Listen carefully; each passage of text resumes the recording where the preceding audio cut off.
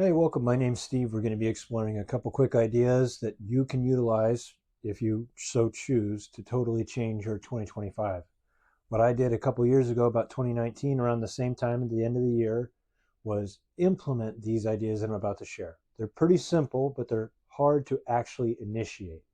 And what they are is being okay to be alone with my own thoughts for any amount of time, starting with about a 15-minute interval, and then, especially when things did pop into my mind, the uncomfortable thoughts, what I did with them, how I interacted with them, how I framed them, totally changed my life. I went from a raging alcoholic and asshole to a happy man, a functional man, the man I wanted to be.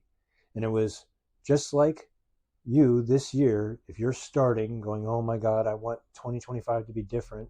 I need to do something different. You don't have to be in the bowels of alcoholism or drug abuse. You can be like most of us who just look at this world and don't feel they connect to it. They feel that everybody's telling them everything's going great, and they don't feel that. How do they change? How do they update? How do they experience the world differently to be happier, healthier, more free?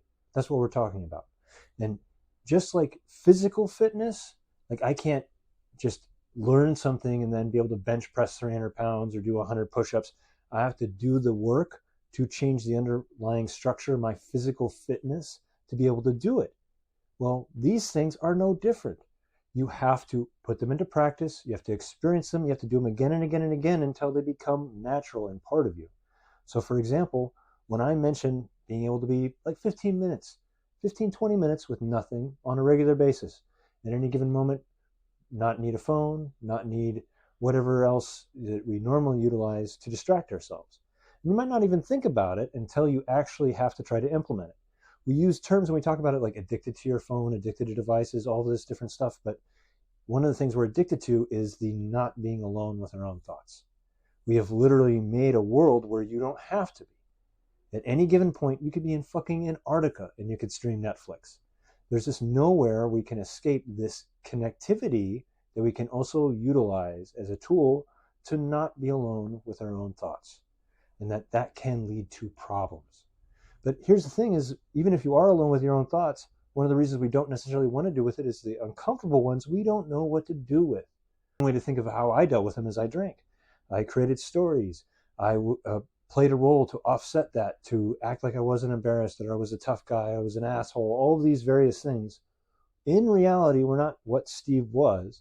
There were choices and actions I portrayed to deal with my discomfort of the things that I was thinking, seeing reality as it was. We don't think of it that way, but that's how it works. You are going to be challenged by things that you don't believe to be true. You're going to experience them as challenge. Now, do you believe that everything you know right now is 100% accurate? Think about it. I'm going to tell you one thing that is a perfect example of this, that you've already might have felt challenged about my first statement about being comfortable for 15 minutes at a time with your own thoughts. But what about this? That your ability to handle uncomfortable thoughts defines you. And that if I'm telling you your ability to handle uncomfortable thoughts defines you, how does that make you feel? Does that make you feel challenged? Do you not like it? Do you all of a sudden assign things to me like I'm wrong or I'm an asshole or I don't know what I'm talking about? What's his authority? What I'm saying is all of those thoughts, all of those things coming into your head are not actual rational, normal thoughts that we think of, more than reactions to what we believe to be true. That most of us, if we don't pause and stop and think about what's coming into our heads, the shit coming into our heads is stupid. We shouldn't be angry at this person or label this person this X, Y, and Z. You can see it in the totality of our media, our governance. You view and show people, if I showed you a series of politicians, you'd have different experiences. People would be, oh, this person's great, this person's bad. Depending on how I assign myself with them, they would assign that value to me. That's all in your head.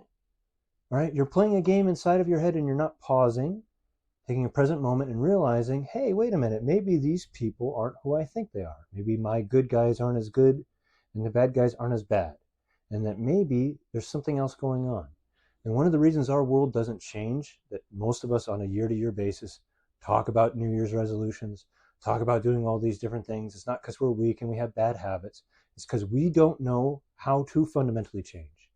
We don't fundamentally know how to look inside at ourselves, at what we're doing, at the world, to even figure out the right questions, to come up with the answers. We assume we can just read it in a book or find the right guy or click it here or pay for it. And that's not true. It's all wrong. The only way you can find it is by exploring it for yourself. And the only way you're actually going to do that actual exploration and not just reinforce what you already believe to be true is being able to hold on to ideas that are uncomfortable. To realize with certainty that you're wrong about something. What do you do with that feeling? Defines you. Definitively, you're not God. You don't know everything perfectly, but if that idea challenges you, well, then that has set you up for failure because you experience the world as it cannot be. Of course, there's going to be something that you're wrong about. It's okay. We always make mistakes. How we learn from them is what shapes us. So if we try to define ourselves as somebody who doesn't make mistakes, we live in a fantasy. We fail. We put ourselves behind the 8 ball versus taking a long, hard look at how the world actually works, how we actually fit within it. But that requires being okay for a few minutes at a time with your own thoughts, and especially the uncomfortable thoughts, not needing to instantaneously react to them, being able to look at how you feel them and why. That's the only way you change who you are. That's the only way you fundamentally can change yourself. Everything else is act. You can't just add on to new things. You don't just add on new ideas. You have to let go of old ideas. It's very simple. The hardest part about learning things is not even so much learning the new things, it's unlearning the old things, meaning getting rid of old bad habits, holding on to old ideas of how things should work. Those things prohibit and inhibit you from learning new stuff more than the complexity of the new thing in and of itself. The reason being is we aren't taught how to be mindful, how to be present, how to be okay with these things that are happening. Most of us, the vast majority of people, when they experience something, they see something, they think it's real. I'm feeling that this guy's evil because he's evil. This person's stupid because they're stupid. And in reality, what I'm trying to do is reinforce what I believe to be true. And I have an internet culture where I can do that. I can find the other people who think of what I'm saying is true.